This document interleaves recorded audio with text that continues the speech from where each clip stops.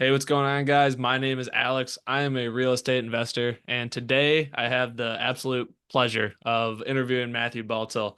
So he is the founder of CapEx Media, which is formerly known as Elite Podcast Bookings, and he has helped raise over $30 million in capital for real estate and amassed a portfolio of 460 units while living abroad in Thailand. So, Matthew, that is super, super impressive, and I'm super excited to have a conversation with you here. Alex, what's up, brother? I'm so glad to be here. And yeah, man, let's do it.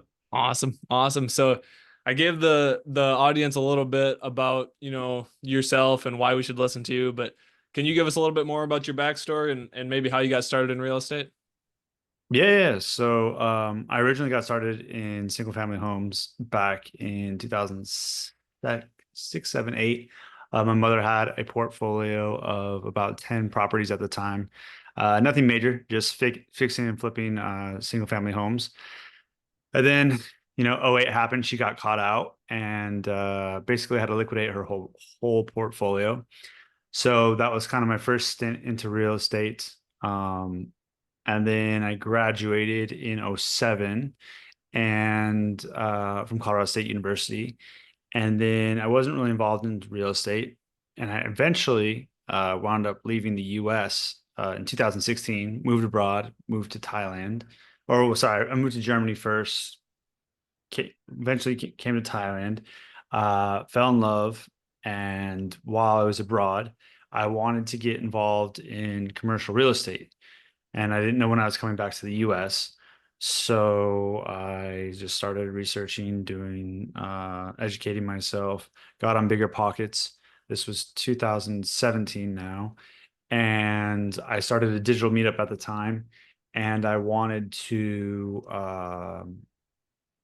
started digital meetup, and then I was trying to find an underwriting model.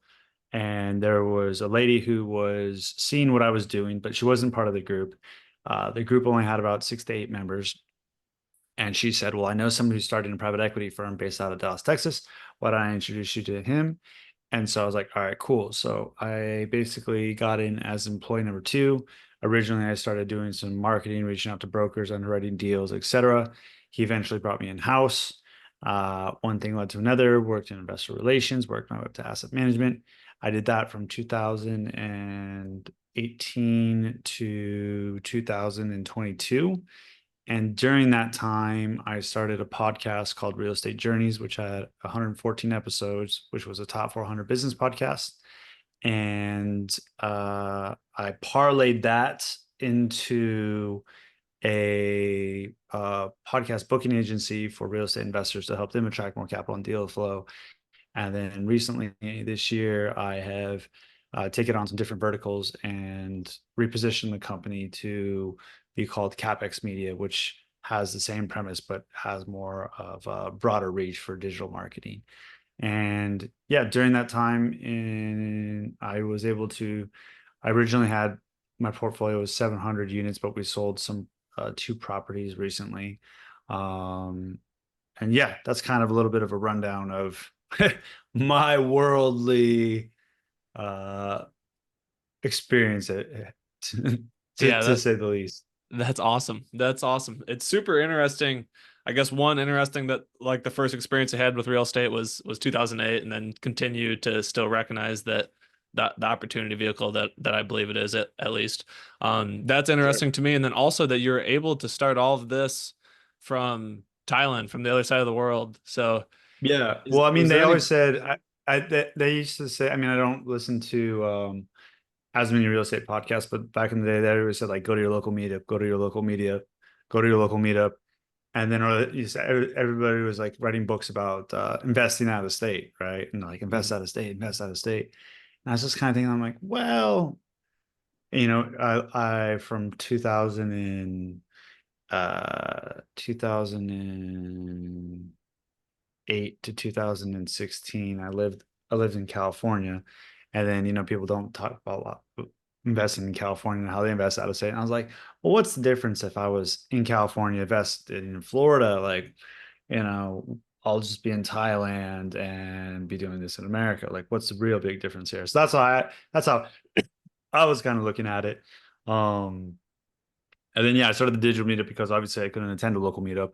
And when I was trying to first do that, excuse me, when I was first trying to do that, people were just like, "Why don't you go to your local meetup?" I was like, "Dude, I live in Thailand." Like, oh, you want to buy condos? I was like, "No, I want to." I'm like trying to do this thing here. They're like, "Yeah, okay, cool." Like this makes no sense, and it obviously doesn't really make sense to if you conceptualize it. But I like the Steve Jobs quote that says, "Now you can't connect the dots looking forward. You can only connect them looking back." So if you would have told me, back in 2016 when I left, like you're gonna leave, travel halfway around the world, get involved in private equity, but you got to go to Thailand first. Like I would have bet my life plus $1 million on it that that would never come true. So Totally. Wow. Yeah, that's awesome. It's just a super interesting story, and the things that you've been able to do is super super impressive. So I'm excited to learn about that. Um, you've done a lot, like you said, got involved with private equity. You raising money, buying real estate, also starting this successful digital media company. Where did you get the skills to do these things? Did they kind of develop along the way, one step at a time, or was there a uh background or yeah, no, so I graduated with a bachelor's degree from speech communications. I wanted to be a lawyer until I saw what was the movie? I forget the name of it now, but John Travolta was in it. Or was it John Travolta? Anyways, I wanted to be a lawyer for a while. Then I didn't want to be a lawyer. Then I was like, okay, well, what do I want to do? I like acting. I like entertaining people. So why don't I try to be an actor? That's when I moved to California. That didn't work out. So then I was like, all right, what am I going to do? So as far as like that is concerned, I would say the skills that I acquired are kind of just in there. Do you know the term autodidactic? not? No, not by heart. I can't say. Okay, so autodidactic is people that basically teach themselves, right? So it's Okay. like I was like, all right, I kind of like design, so I'm going to jump into design. Like, what's this podcasting thing? Let me just jump into podcasting. I mean, there was people that were doing podcasting, um, but like as you know, you're doing a podcast. It's like plug in a microphone, like da, da, da, da, like I don't know what I'm doing. Okay, hit record. Like now I'm doing this. Now I have 5 episodes. Like now I have 10 episodes. Like oh my god, my design sucked before. Like what was I doing here? I mean, it's kind of laughable. Like some of the things that I produced.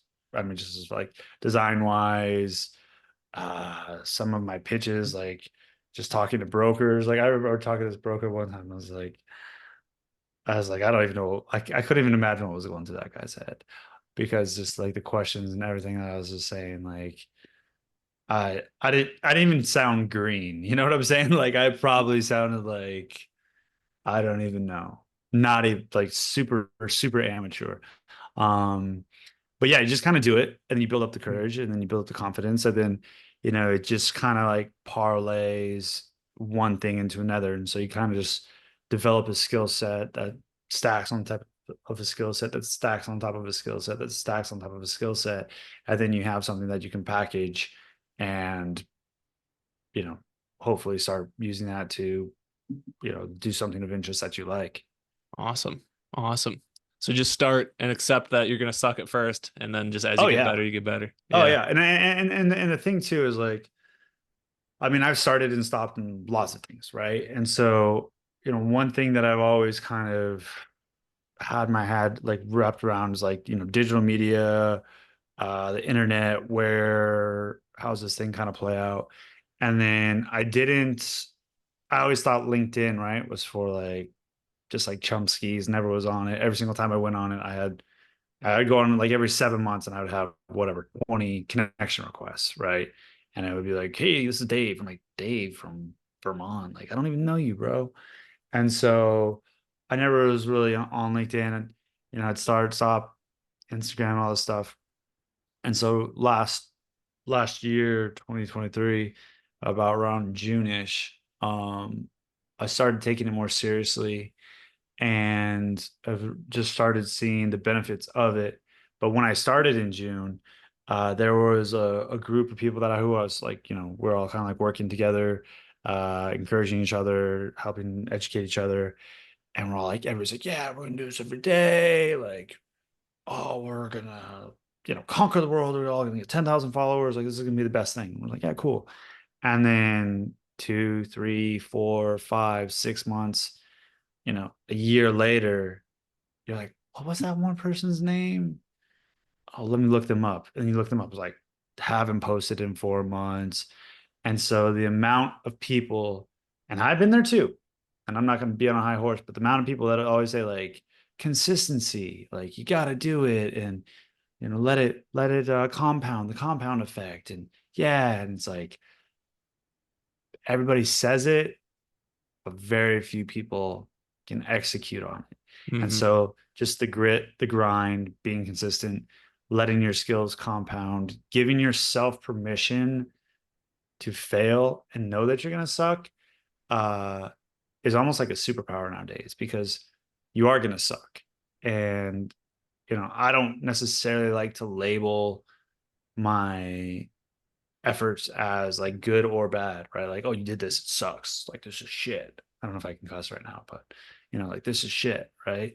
Um, because it's not. It's just a different version, and you just kind of learn. And then if you're always putting pressure on yourself, like, I should be doing this, I should be here, no, you're exactly where you are supposed to be, with your bed in the background, with the fan, with the tiles. You know what I'm saying? Yep. Like, that's exactly where you think you should be having a Joe Rogan setup. It's like, no, you should be right here talking to me, right? This is where we should be. So, um, yeah, and I think a lot of people think, oh, I don't have the money, or I don't have the connections, or I don't have blah blah blah blah blah, right? It's all just an excuse, right? Like, everybody has an excuse. I've had excuses, but when it comes down to it, if you really want something, you really want to try and do it and make it happen, you'll try to figure out how to make it work. And if it doesn't work, it might parlay into something else. But if you never try, you're never gonna meet the love of your life, travel the world, get married, do crazy things, and live a fulfilling life. Have kids, If you never put yourself out there, what are you gonna have? Nothing. Mm, I love that. That was huge for me too, especially in the beginning, just putting yourself out there and having others have the ability to criticize you and stuff like that. So that's super powerful and that's awesome, man. Um, Looking at obviously you've done a lot and you continue to do a lot, but what is your main focus right now? Like, what does your current real estate or investor Yep. media business look Yep. like right now? Yeah, so my current focus is helping other real estate sponsors and capital raisers raise capital predominantly through podcasting and through LinkedIn. Um, as far as raising capital is concerned, uh, I don't enjoy raising capital as much. I don't like taking investor calls 3, 4 in the morning. I don't live in the US. It makes things a lot more difficult. So I'm just like, listen, I don't want to talk to the investors. If I can help you raise the capital and do your thing, that's cool. And so the way that I'm hoping to structure the company more so in the future, a little bit down the road, is to basically start getting equity on the GP position in exchange for some of my services.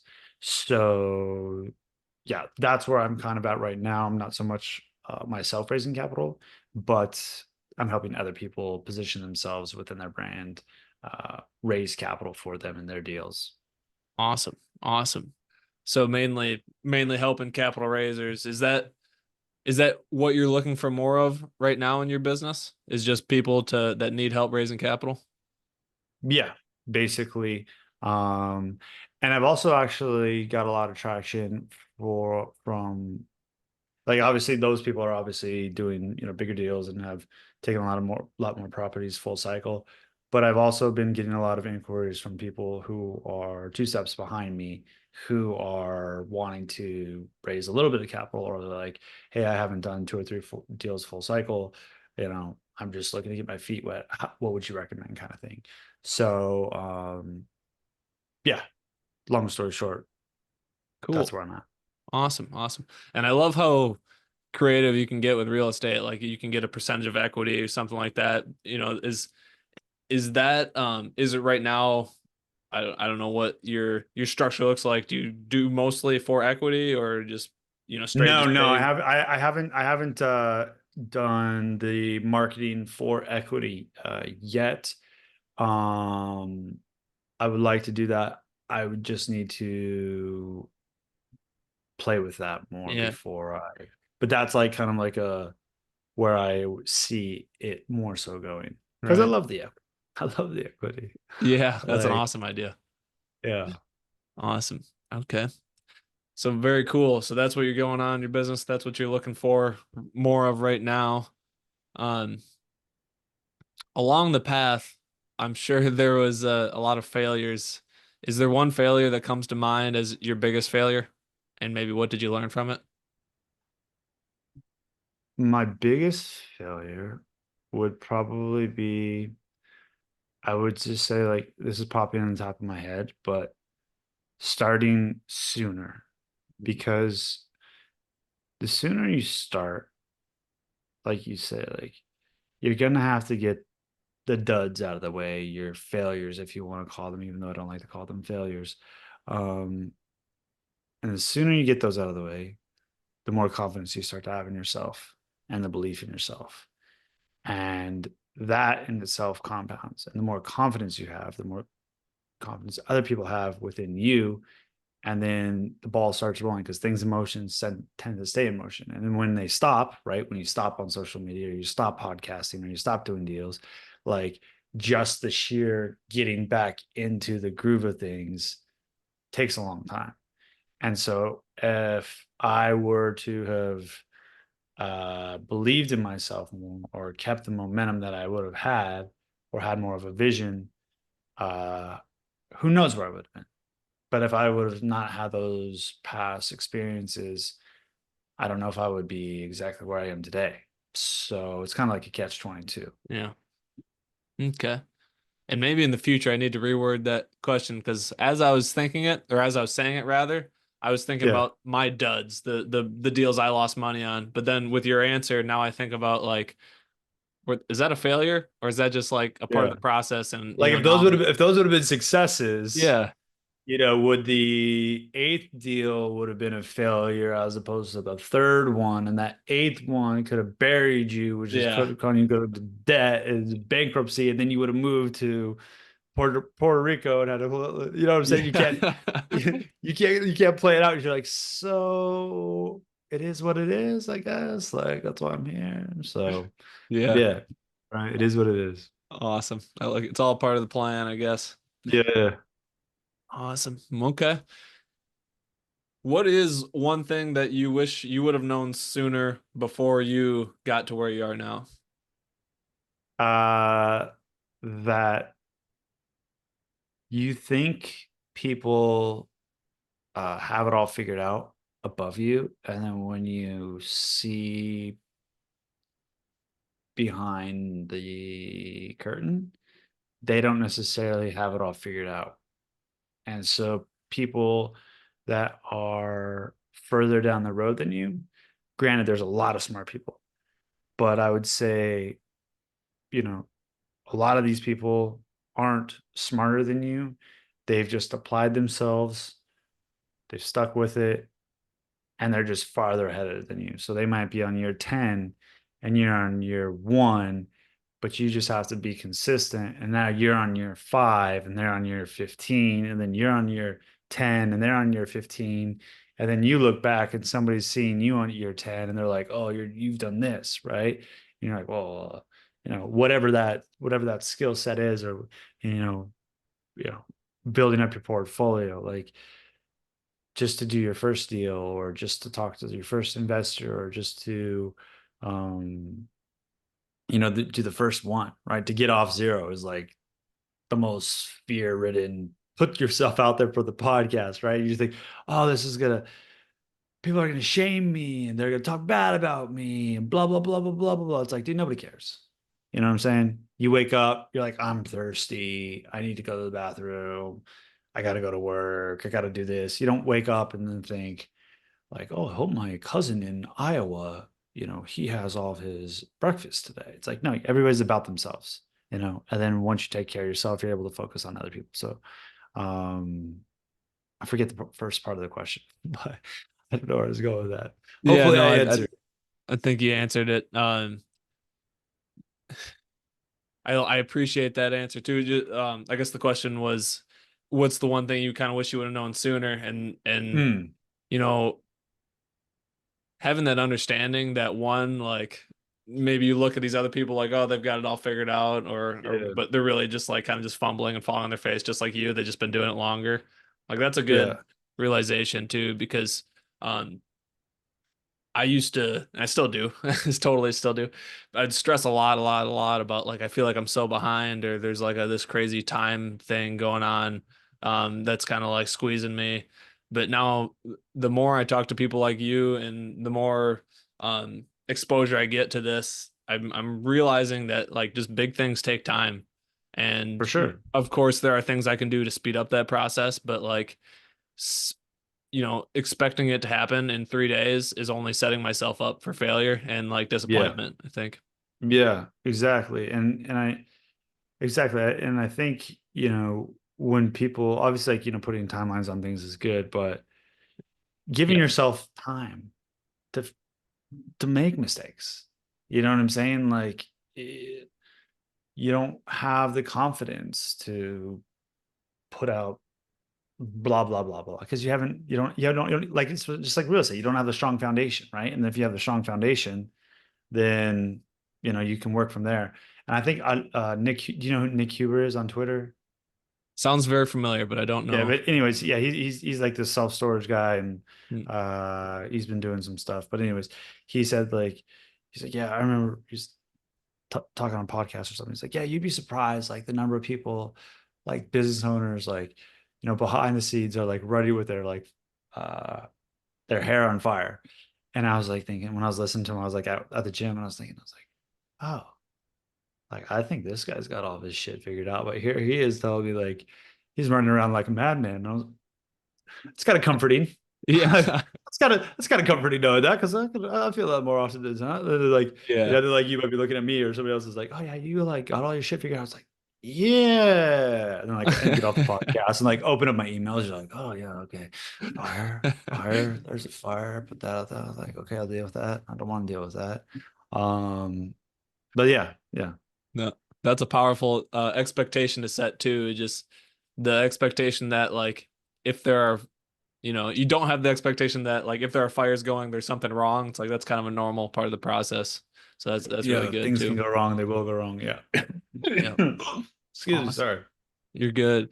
Okay. And just something, if you could think of maybe tactically, if you're talking to Mhm. somebody who is pretty new to real estate and they want to, they see the vision, they want to get equity, they want to get ownership, they Yeah. want to build up their portfolio. What would you tell them? What advice would you give to them? Yeah. So, everybody always says lead with value, right? I was like one of those things like lead with value, lead with value. What the hell does lead with value mean? Or you'll see people like, hey, can I borrow a moment of your time? Or let me buy you a coffee. It's like that I can buy my own coffee. Nobody wants it. Like nobody you you want somebody to reach out to you that's going to add initial value. So something very small and minuscule is like, hey, I left you a 5-star review on your podcast. Boom. Now I'm already like, oh, I like this guy. I don't even have a podcast. But so when you're reaching out to somebody, whether it's in real estate or a job position or something, uh, somebody with a higher status than you or something that you want them to open your email, you should lead with values. So you just have to be creative with that value. It um, doesn't necessarily have to be like, hey, I have a deal for you, right? It could be like, hey, Alex, I saw that you were interested. I saw on social media you were like dogs. And, I saw that online that there's this great pet hotel by you. Here's a link for it. Blah blah blah. Now it's like, oh, this guy, he's leading with value. And I follow up in like maybe 2, 3 months, and I'm like, hey, by the way, like I'm learning to underwrite deals. Do you have anybody that's in acquisitions who helps you underwrite deals? No, I don't. Okay, great. how about I just underwrite some 10 deals for you a week, and you look them over, and if you like them, you like them writing. If not, then hey, like let's just talk once a week or something. It's like, oh wow, this guy's like not even coming to me being like, hey, do you have a job for me? Hey, what do you do? What do you do, Alex? What's your what? You know, it's like now, like what? I have to. Am I coaching you? Like I don't even know what's going on. Like I don't even know who you are. But if somebody's like taking pain points away from you, right? You can just reach out to 100 people online. What's something that you're struggling with right now? Great. Maybe I can't help you. Parenting, underwriting deals, finding capital. Great. Why don't I connect you with somebody that I think could possibly help you? Now you're a connector. Now people want to talk to you. Now people want to be in the same room with you. You know, so find a pain point, lead with value, and that'll get you in the door. But if you don't have to have the capital, you don't have to have the deals. But if you want to start rubbing shoulders with these people, you need to be leading with value. But buying a $5 cup of coffee, or like that's not going to get you somebody to talk back to you. But you have a platform, you have some value, you have a podcast, right? So you're saying, hey, I have 100 people listening to this. Would you mind if I come on for 30 minutes? And now your message is amplified to my network of friends. It's like, that's valuable in itself, right? Or having a one-on-one conversation where they probably repeated the same thing 500 times and they don't want to do that for a $5 Starbucks coffee, right? So I would say lead with value, and that's going to get your foot in the door in real estate. And then from there, parlay and build that up and continue to add value, and don't be a needy person, right? And then let that compound, and then you'll be off to the races. Awesome. I really like that. And like you said too, it's advice that people don't implement enough. Like that's all you get is inboxes about can I buy you a coffee or whatever. But I Yeah. really like what you were saying about and be creative with it too, and probably the more specific and personalized it is for that person, I assume the better as well. And like you said, you don't have to literally bring like a smoking hot apartment deal because those are hard to come by, but there are other ways of Yeah. providing value. So I really, really like that and I'm gonna implement. So Yeah. we're coming up to the end of our time together here, man. But I really learned a lot, and I appreciate you deeply. But where can the audience find out more about you if they like the things you're saying, they want to connect more? Where do they go? Yeah. Yeah. So you can go to my website, matthewbaltzell.com. You can sign up for my newsletter, and from there you'll be able to see products, everything, newsletter, portfolio, more about me, etc. So everything's on matthewbaltzell.com. Heck yeah, awesome. And I'll drop that in the description as well and make it easier for everybody. And other than that, if you have any closing statements, other than that, we can sign off here. I appreciate having me on, man. It was a great time. Awesome. Yep, I appreciate it as well. So I will see you guys on the next video.